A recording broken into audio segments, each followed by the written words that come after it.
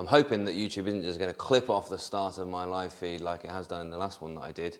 But today I've got something for you. I've got three things actually. I've got exam survival, so I'm talking about the most stressful weeks that you'll get, which are going to be the weeks where you've got loads of exams all in one week and you're revising for different subjects and different times, and how to kind of navigate that successfully.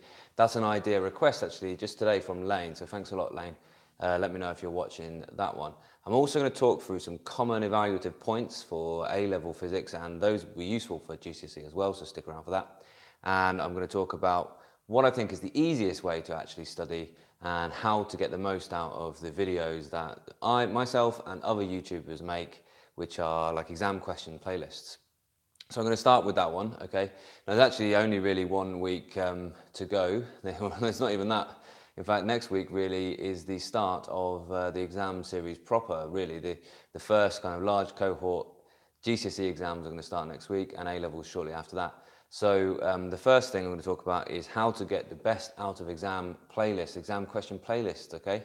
Now I have gone ahead and talked about this before, I'm absolutely sure of it, but it's really important that you understand this, that they are some of the most valuable learning as long as you're quite active with them, okay? So it's about sometimes pausing, rewinding, and making sure that you can think through the problems and that you use them. They are not just, here's the answer, they are an example of how to use knowledge and understanding to solve problems. Now, I think that's a really crucial thing to get right, okay? There is no two physics questions that are the same. There's just sets of problems. The only thing that's the same is the toolkit that you use to solve those problems. So you bring your knowledge and understanding to solve the problem. So just remember that, okay?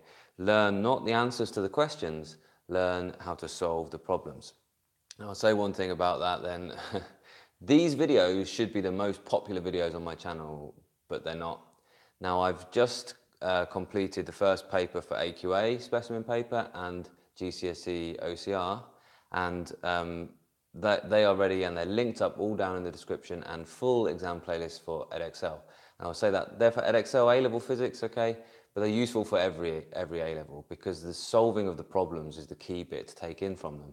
Same with the AQA and the OCR GCSE. It's useful for every syllabus because it's the way that you solve physics problems that's the useful thing.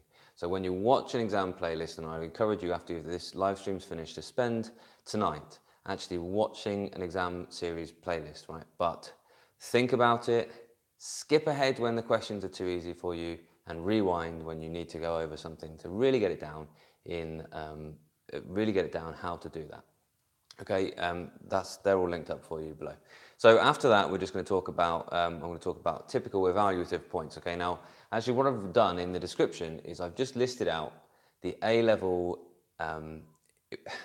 apparatus and techniques. And these are the apparatus and techniques that the government have insisted on that you study. So every A-level syllabus actually comes from these apparatus and techniques. Now, if your GCSE, stick around because they're still useful apparatus and techniques. They're still useful for your GCSE. They're good things to remember.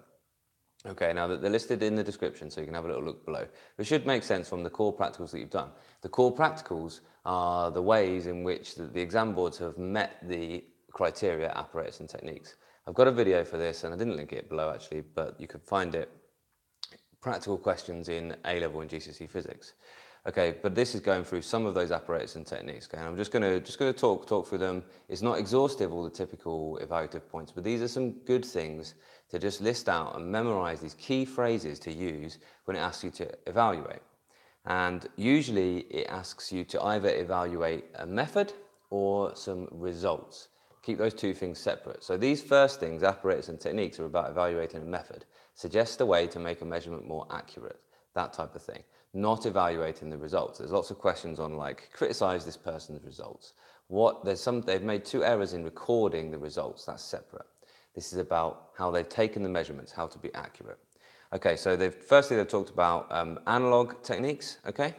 And that includes length and distance, temperature, pressure, force, angles, and volume. So you need to know the way in which those things are measured. And this idea of interpolating between scale markings. So how do we decide when we've got an analog scale, maybe we've got a swinging meter or something, and how do we decide between those 2 markings? That's what that means. Okay, so that might come into like a disadvantage of an analog meter, maybe the scale. you need to interpolate between the scale markings, so that is a disadvantage.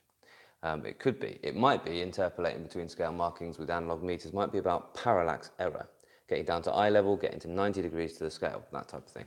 Might be about meniscus, okay, how are you going to do that? Okay, use of appropriate digital instruments, including electrical multimeters, to obtain a range of measurements: time, current, voltage, resistance, and mass is the ones they list out. So time, current, voltage, resistance, and mass. Do you know how to use digital things? And do you know the kind of positive things of that? With a multimeter, we can change the resolution. We can make it more precise meter. We can make it always give us 3 significant figures. That's a really good thing about it. Okay, you can't do that with an analog meter. You have to interpolate between the scale. It's very difficult. The nearest scale is the precision that you're going to get. Okay, next one, use methods to increase the accuracy of measurements, such as timing over multiple oscillations. So remember that if you time multiple oscillations of something, time 10 swings and divide by 10, you've effectively divided your uncertainty by 10. Okay, use of a residual marker. So that's a point that allows you, you've made a mark and that allows you to time more accurately from that mark. Okay, it's called a residual marker, F-I-D-U-C-I-L. Okay, no, they spelled it wrong in there, I'm sure of that. A set square or a plumb line. Okay, so they're things to set things square. If you want something absolutely vertical, you use a plumb line, which is a line with a little bob on the bottom that plumbers use to keep things vertical. Or you use a set square to make sure that your measurement is orthogonal, is perpendicular to what you're measuring. So using these markers and things like that are some examples of techniques to make this accurate. Next one, using stopwatches or light gates for timing. So you need to make sure that you know how to use a stopwatch accurately. You need to know about the accuracy with that and the human reaction time issue with that. You need to know about light gates can be used for timing, and they're very precise, they're very accurate, but they can't be used for everything. Okay, so don't just use that as a stock phrase. If something's not going to fit through a light gate, probably don't say use a light gate. Okay, think of other ways of doing it. If you want to say things like using video analysis, which loads of people do, be specific. Don't say record it. Say video it, play it back frame by frame, use the video to get a time between 2 points. Okay, that type of thing. Next one, micrometers and calipers and the skills with those, including digital or Vernier scales and how to read them. They could easily give you a Vernier scale and say, read that. Okay, they could talk about, you need to know the accuracy of those, you need to know the uncertainty with those, and use half a scale division where you're kind of predicting the uncertainties. I did talk about the uncertainties in a previous live video, which you can go ahead and check out.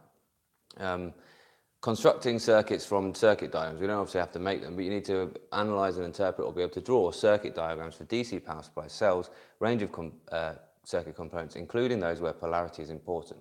So make sure you know your way around positives and negatives in DC power. Okay, use of a signal generator and an oscilloscope. There's a practical that I've got, speed of sound practical there. Okay, you need to be able to take readings from the signal generator, readings from the oscilloscope, and be able to get to frequency or amplitude from those, okay, accurately. Okay, including volts per decision and time base. So how would changing time base affect the precision or resolution? Okay, you need to be able to generate and measure waves using microwaves and loudspeakers or ripple tanks. Okay, so there is, or a vibration generator or microwave and radio source. So there's loads of practicals about waves and how you take measurements for those. Also use of laser light source to investigate the characteristics of light, including interference and diffraction. So you've done the Young slits experiment. Okay, talk about how you would accurately use, how you make accurate measurements of that practical. Maybe it's about having as long a distance as possible. Maybe it's about making the, trying to see the center of a spot, quite difficult. Okay, how might you do that more accurately? Okay, and the next one, ICT as computer modeling. Okay, so using spreadsheets, they could very easily ask you about spreadsheets, how you would set up a spreadsheet, how you would get from this to a graph, that type of thing. Data loggers, okay, are always useful for some, data loggers are useful in some situations, but not necessarily all situations. I don't like this idea of every single time we see a practical, we just bang down, use a data logger. Okay, it's not going to be useful for every single thing. If you want continuous data over very small time increments, then you probably are going to have to use a data logger.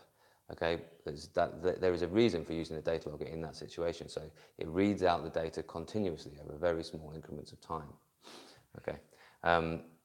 And lastly, ionisation, and importantly, the safety aspects of that. Now, you need to know safety for all of these apparatus and techniques, but remember, the key element of ionising radiation safety is about time. So limit your dose by time, and distance. Limit your dose by distance. Radiation goes out radially, so the intensity is proportional to 1 over r squared. So if you double your distance, you're 4 times less the intensity. So you're much less likely to have a high dose of radiation. And there's this difference between contamination and irradiation, which is really important in the new GCSEs. Contamination is if you get the radioactive material, the actual isotope, on your body, on your clothes, anything like that. That's a bigger deal than just being irradiated by some radiation, by some radioactive particles that are gone and they've done their thing after that. I'll look at some of these comments that are coming through as well towards the end of the video, but just bear with me. So that was improving methods. It's quite long, there's loads in there, and that was by no means an exhaustive list. But when you go back through all your practicals, just keep a little list of those key evaluative points that you've maybe made in the write-ups or that you're seeing in the books. The key evaluative points, and trying to memorise those and just have those as a little bank ready to go in the exams of how you would improve the methodology, how you'd make them really more accurate. Improving results will be like when you're given a results table and you're asked to criticise the results, and it might be lack of significant figures or something, or they've not measured voltage as precise as they could with the digital multimeter. Okay, it might be about averages and anomalies, that sort of thing. It might be the range isn't wide enough. It might be there's not enough repeats. Okay, it's all that type of thing. So keep evaluating the results separate from evaluating the methods. I hope that makes sense. Okay, so that is the second part of this one. Okay, next is Lane's question.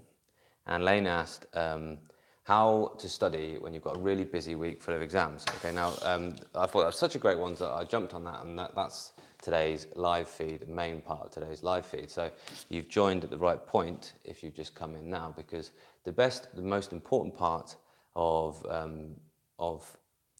exam period is actually looking after the energy. So it's all about energy management, okay? It's all about arriving at that exam in good shape, and that doesn't mean having crammed loads the night before. So what my suggestion is this, okay, is that you plan the week, okay? Whenever I've got stress coming up, I'm always going to plan out my week, right? And I plan very, very carefully the time of my week. When I've got a stressful week, I know there's some things I'm maybe going to leave till after that. Okay, now, so here's how I would plan a week. I would start planning my week from Sunday to Saturday, okay, rather than from Monday. And what I've done is I've kind of tried to split out the week into 3 periods: the morning session, the afternoon session, and the evening session. And then the first thing to do is to put when the exams are. So I've picked a kind of made-up week here, and in this made-up week I've got maths, chemistry, English and physics on the same day, on the Thursday, and music exam. So the stress is, well, I've got so much to remember for all these different exams, and it's not like I'm studying for the same thing. So how am I going to, A, load myself up with all that revision, understanding, knowledge to solve those problems in those exams, but B, make sure that I arrive that morning ready to go, ready to do my best in that exam. Okay, and so it's all about this one here. So on Saturday so far, I've been working on my P1 stuff, just basic models of the atom, for example. Then I've done some DC electricity stuff because physics is the most important subject, so I'm focusing on those on my Sunday. But then, in orange, because it's really important, is prep for the week ahead. And that's when you're making this plan and you're deciding what you're doing in each of these sessions. Now, we might have a bit more detail in this, but this is just a kind of for example, okay? But decide what you're doing when you're going to do it, rather than what subject you're going to do. Decide exactly what you are going to do, right? So then once you've planned it out, right, it's just about navigating the week through.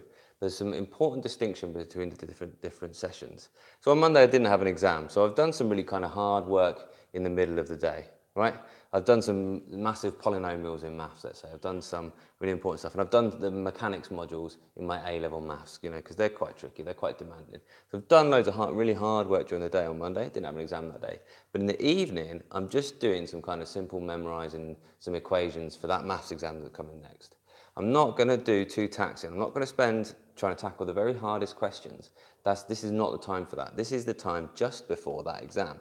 I need to relax quite a lot on that thing. I need to be well rested to arrive on Monday morning at my best.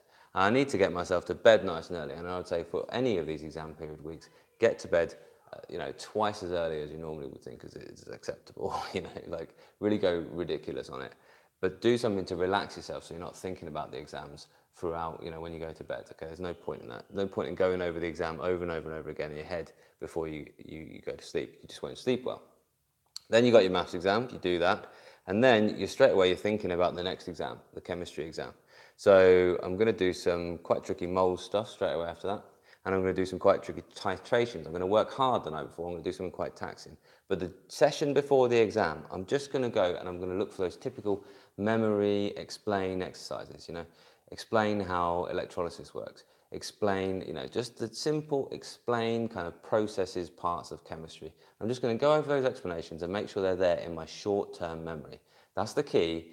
Before the exam, moments before the exam, okay, the sessions just before the exam, the stuff is that that you're doing is just the easy loading up your short-term memory, getting everything right to the front of your brain, ready just to go in that exam. Okay, it's not when you're going to understand something that you haven't understood all year. All right, so don't just got to leave that now. You've got to say, I'm going to try my best on that question if it comes up, but I'm not going to get that. Every teacher's tried to explain it to me. I never get that. Just before the exam is the time just to get some stuff preloaded, ready to go. Okay, and then the chemistry. Right, then I've got 2 the day after. So I'm going to have to split this up a little bit. So I'm going to learn some quotes, just some easy learning some quotes for English. And then I'm just going to memorize some explained parts of physics as well. Remember, I've been doing all the hard works for physics. I've done all the hard stuff. I've done all the hard learning. I just need to bring in just that extra information ready to go in the exams. Maybe it's my memorise equations for GCSE physics book, which I should have in my hand to plug to you GCSE students, but you can find that in the links in all my videos, okay? And then, okay, I've done that really stressful day, okay, but I just tried my best. I wasn't too tired because I went to bed nice and early, and then I'm on to music as my next exam. So I'm looking forward to music next, and I'm going to look at composing straight after that because I've got the morning to do some chilled out stuff. So I'm going to go through some really tricky composition stuff. I'm going to look at some key scales that we use in music. I don't know, actually, I never studied music academically at all, but you go through the hard stuff in the music exam. And then in the morning, though, I'm going to sit with my earplugs and I'm just going to listen to all the set pieces. And as I'm listening to the set pieces, I'm going to be thinking about all the things I'm going to say about these set pieces when they come up. I've maybe got my notes in front of me, my little flashcards that I've made. Just some quite chill, quite low taxonomy stuff, but just getting all the stuff in the memory ready to go. Then it's the music exam, and then Friday night is rest. And I've put rest because that's just as important as planning all this. Okay, I put rest in the little orange box because it's just as important as planning. And then rest on Saturday morning as well. And then I'm back to the hard stuff again. I'm back to the exam questions. I'm back to the exam question playlist. And I'm back to really challenging myself and getting myself up to that exam speed. So the key things about that really are plan it. If you ever get stressful situations in your life, then planning will always make you feel well prepared. Because once you've got a plan, it's just about executing the plan. It's just about navigating your way through. Then the other key thing is just before the exams, okay, make sure that you do the simple stuff. Make sure you're just doing the memory exercises to get yourself with the terminology that you need to bang down in that exam, not thinking that you're going to study it all in that session. And then lastly, get plenty of rest, manage your energy, make sure that you arrive ready to go in that exams. All right, that's it. That's my jazz for today's live feed. Okay, I hope it's been useful to you. If you're watching it later, then make sure that you sub up and make sure that you hit the notifications so you're going to get the next one. I've been trying to do 2 a week. I'll be honest, I haven't managed to do 2 a week just for the last little while. Sorry about that. I've had some really busy weeks that I've had to navigate my way through as well. Right, so some comments. So, hi Molly, I hope all's going well, okay, with your revision as well. I constantly get 4s and my target is 6+. What would you recommend? If you're getting 4s, then you're probably okay with the knowledge and understanding, but a 6 level is kind of analyze and, apply and analyze. So you're going to need to improve your ability to solve problems. So I said earlier on in this live feed, I said that no 2 physics questions are the same. Okay, the only thing that's the same about them is the knowledge and understanding you apply to them to solve the problems. So you've got to practice not just remembering stuff. You're probably quite good at that if you get a level 4, but you've got to be able to apply stuff to solve problems. Okay, that's probably the best thing. So the exam playlists are all linked up down below. That's really, really key. But you're looking at how to solve the problems. Okay. How I can't be bothered to study. Now that's difficult. You've asked help. I can't be bothered to study right now. I did actually, I think I mentioned this before in a live feed, and then somebody asked me the question. I think it's actually worth a whole kind of video. I'm probably not going to do one this exam period, but I'm going to think about this one. I can't be bothered to study right. Well, you've got to find a reason. You've got to find a reason to want to do this right now. What is it? Is it that your GCSEs are the passport onto the A-levels you want to do? Is it that your A-levels are the passport onto the university that you want to do?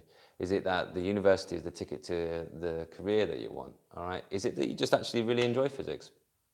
Okay, but there's got to be something. There's got to be something that actually lets you kind of enjoy it, and you've got to find that joy. You've got to find the reason for studying, and you've got to find that joy.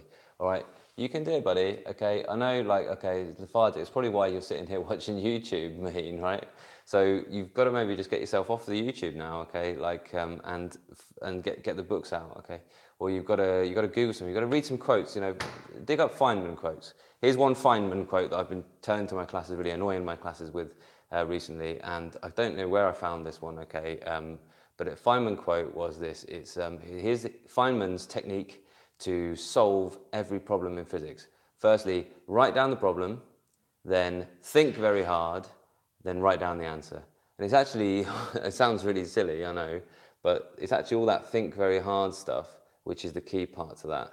All right, in an exam, the problems are kind of written for you, but digest it. So write it out. So often, like, list out the data that you've got.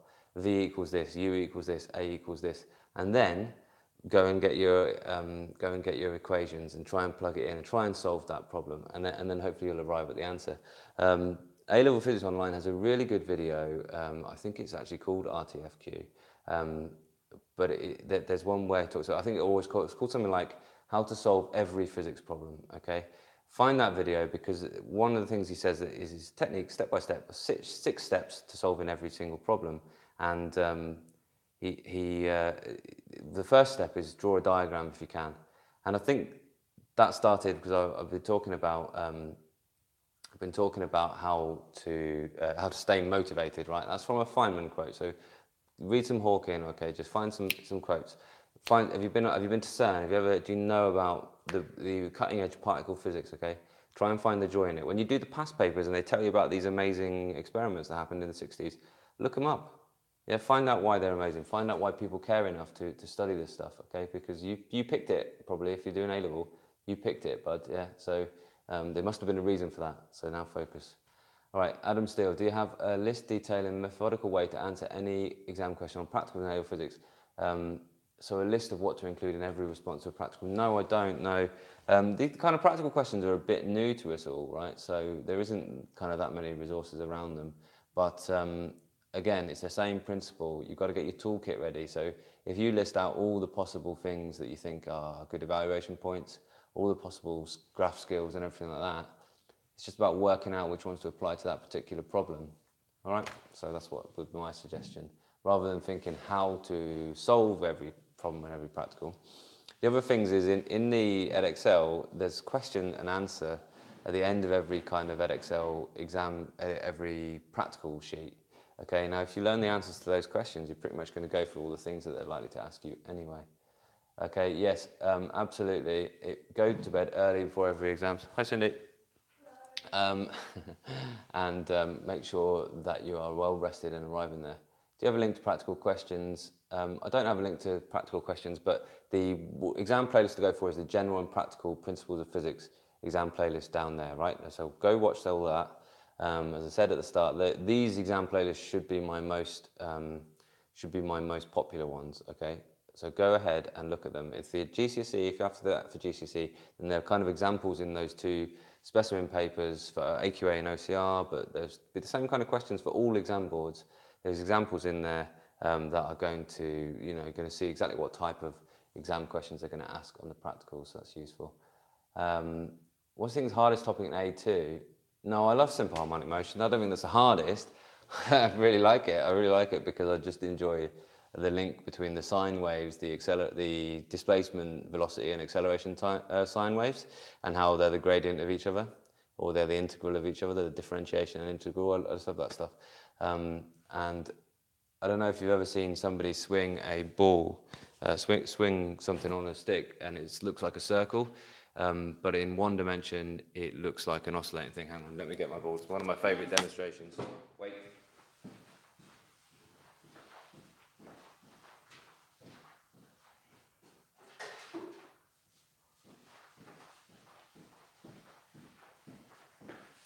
Okay, right, so one of the tricky things about simple harmonic motion is this analogy with circular motion. So that looks like a circle, yeah?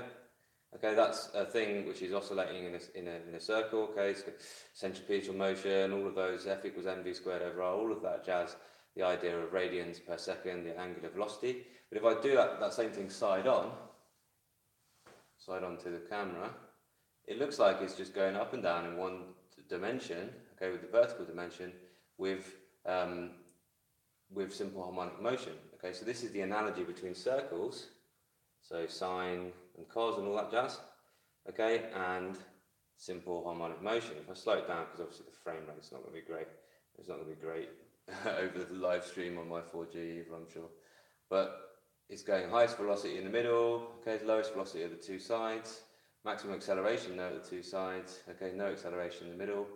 All that kind of jazz really appeals to me. I love the simple harmonic motion. So you asked. I hope you could hear that. Did you hear that all right? You asked what the hardest topic was. I think it's fields. I think they can ask the hardest questions about fields. Possibly. I don't know. In the comments, hardest topic in A2. Oh, there's one thing I wanted to hear from you as well, is how do you revise with YouTube? If you've got comments about how did you revise with YouTube, I'd love to hear that. How do you use YouTube to revise in the thing there as well?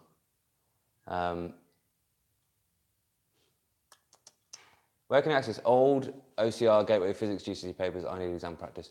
Yeah, do you know, actually, I've got I've got 3 actually exam playlists for the old OCR Gateway. So go look on my channel and you'll see old OCR Gateway. I've got old AQA Unit 2 exam playlist as well, so it's probably a good place to go. Yeah, so a live stream of Unit 1 and 2 physics before Monday. You're talking about A level, I take it, Lane. What I'm going to do probably is try and do a live feed the day before exams as well. So let me know if you want that. They give the most difficult P4 every day. Is that OCR Gateway? I'm guessing, Tayeb. If it's P4, that's magnetism. So magnetic fields, electric and magnetic fields. Yeah, I think that's probably the most difficult topic in physics, because it's one of the things that I did a thing on one of my live feeds recently. It's very hard to imagine because it's very abstract kind of idea, forces at a distance.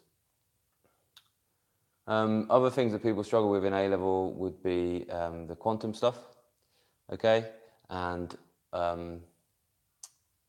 also, yeah, I've said the field stuff. Nuclear, I think, is generally all right, and all the exponential decay stuff, all of that, people manage quite well with. Some of the space stuff's quite difficult. Particle physics people struggle with, but again, I just love that, so I never kind of struggle with the particle physics parts. Right, I'm going to just tie up now. So if you do have any of those comments about how you use YouTube, thanks Ali for that one. Then do go ahead and bang down into the actual comments for the video, that when it gets processed and it comes out as a normal video.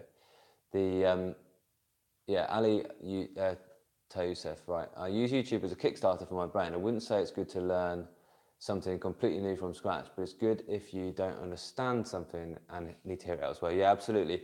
Because if one person's explained it to you and you didn't get it, then another person explaining it in a slightly different way can often help with that. Okay, it's not necessarily a bad thing of the person, but you just didn't get the way they explained that. I love that point there. Emission and absorption line spectra, and mainly the idea of negative energy levels. Yes, so that's the quantum stuff. Negative energy levels. Do you mean negative energy changes? Oh, the fact that they're measured as minuses. Okay, it's just a different point to measure from. So if you think about if I were to get a meter ruler and measure my height from the roof, okay, right, let's see if we can get myself in focus now.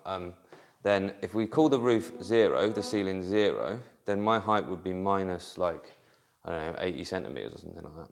And the very bottom, the very ground state, would be minus, I don't know how tall it is, 2.5 meters or something. Yeah, so it's just measuring from a different point. But quantum is all about energy level changes. So going up the energy level or coming down the energy levels. So if it's going up the energy level, it's a positive change. If it's coming down, it's a negative change. Taking in energy, going up, giving out energy, coming down. I use YouTube to develop and enhance my revision techniques and my exam technique. Okay, I think what I need to do in these live feeds is start talking to you a bit more earlier on. Maybe it's starting to engage people, so that's good. Yeah, I agree. Yeah, it always does surprise me. I said my most popular videos should be my exam playlist, but my most popular videos are all my exam technique and tips videos, which is quite interesting to me. So a lot of people are using YouTube as kind of like how to revise and how to study rather than just the actual concepts in the physics. About 20 days before my exams. Idris, I've got a video which says a month before exams. That still stands. And the main point is about being tactical. It's about thinking what you do and don't know and working on the stuff you don't know rather than stuff that feels comfortable and you do know. Good way how to use YouTube. I understand negative energy levels. Thanks, Adam. That's great. Watching while eating, very productive use of time. Yeah, I like that as well. Yeah, I spend a lot of time. Yeah, YouTube has become something. Unfortunately, I'm a bit too attached to my phone. And I'm a bit too attached to my phone, and it's always in one hand watching something. Okay, trying to think, oh, I've got time, phone comes out, watch something. Best tips for attempting the actual exam.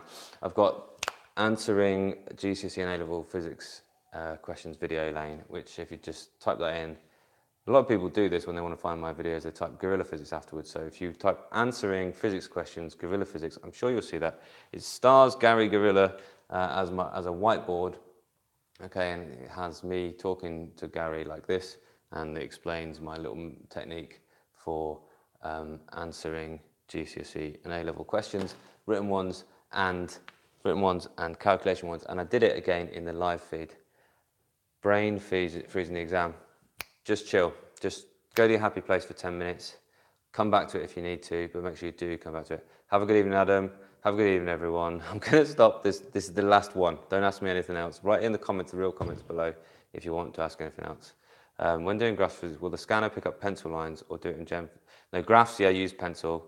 Use the clicky pencils with the rubber on the end so you don't have to bring a sharpener. Doing a paper of physics per day, yeah, that would be a very achievable target and really, really useful for you. Thanks, squad. All right, I'll see you again soon. Okay, keep a lookout.